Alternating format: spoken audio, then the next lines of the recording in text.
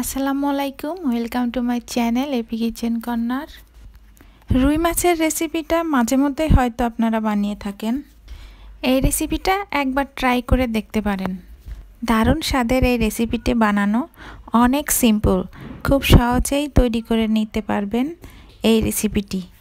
আর এই রেসিপিটাতে আমি কোনো পেঁয়াজ ইউজ করি নাই, একদম ঘরোয়া মশলা দিয়ে তৈরি রেসিপিটি। আশা করি আপনাদের সবার ভালো লাগবে। প্রথমে আমি রেসিপিটির জন্য নিয়ে নেব কয়েক পিস রুই মাছ। এখানে আমি 6 পিস মাছ নিয়েছি। এবারে মাছগুলোকে ম্যারিনেট করে নিব। এর জন্য লাগছে 1 চা চামচ হলুদের গুঁড়া, তারপরে দিয়ে দিব 1 চা চামচ পরিমাণ লবণ আর 1 চা চামচ পরিমাণ মরিচের গুঁড়া। এরপর মাছগুলো ভালোভাবে মাখিয়ে নেওয়ার জন্য দিয়ে দেব সামান্য একটু সরিষার তেল। এরপর মাছগুলো ভালোভাবে মাখিয়ে নেব যাতে মাছের গায়ে মশলাগুলো সুন্দরভাবে লাগে। মাছগুলো 5 মিনিটের জন্য রেস্টে রেখে দিব। এরপর একটা পেস্ট তৈরি করে নেব। নিয়ে নিচ্ছি 1 চা চামচ হলুদ সরিষা, 2 চা চামচ কালো সরিষা, 2 চা চামচ গোটা ধনে। এরপর দিয়ে দিব 1 চামচ পরিমাণ রাঁধুনি। এরপর দিয়ে দেব হাফ চা চামচ কালো গোলমরিচ আর মাঝারি সাইজের 2টা রসুন।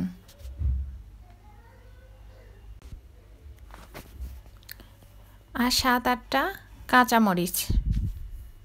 এবারে ধনিয়ার পাতা দিয়ে একটা পেস্ট বানিয়ে নিতে হবে। অল্প পানি দিয়ে পেস্টটা তৈরি করতে হবে। পেস্টটা ঠিক এইরকম হবে। খেয়াল রাখতে হবে একদম পাতলা যেন হয়ে না যায়। এবারে চুলায় একটা প্যান বসিয়ে দিব। তারপর দিয়ে দেব সরিষার তেল। তেলটা একটু বেশি করেই দিয়ে দিয়েছি। এবারে মাছগুলো ভেজে নেব। এক এক করে মাছগুলো দিয়ে মাছগুলো একটু বেশি করে কড়া করে ভেজে নিব।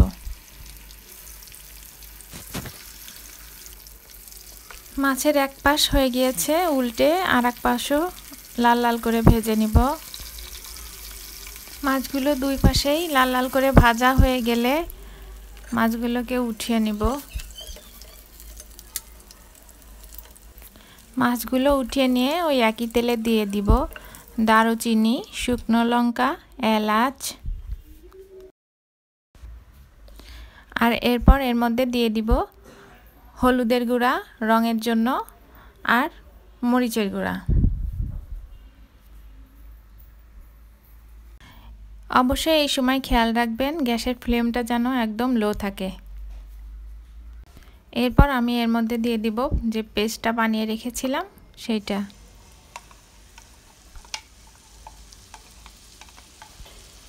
মশলাগুলো অনেকক্ষণ নেড়ে চেড়ে ভালোভাবে কষিয়ে নিতে হবে। একটু সময় নিয়ে কষাতে হবে।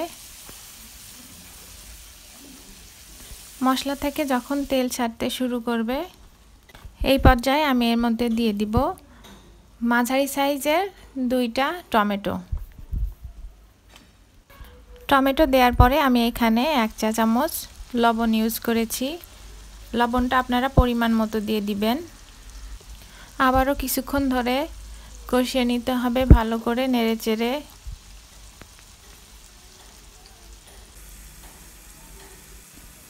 তেল আমি প্রথমেই বেশি দিয়েছিলাম কারণ সরিষা না হলে পরে তিতা হয়ে যাবে।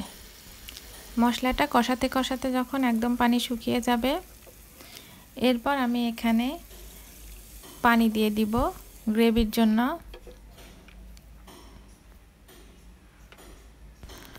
এরপর পানি যখন ভালো করে ফুটা শুরু করবে তারপর আমি এখানে দিয়ে দিব ভেজে রাখা মাছগুলো।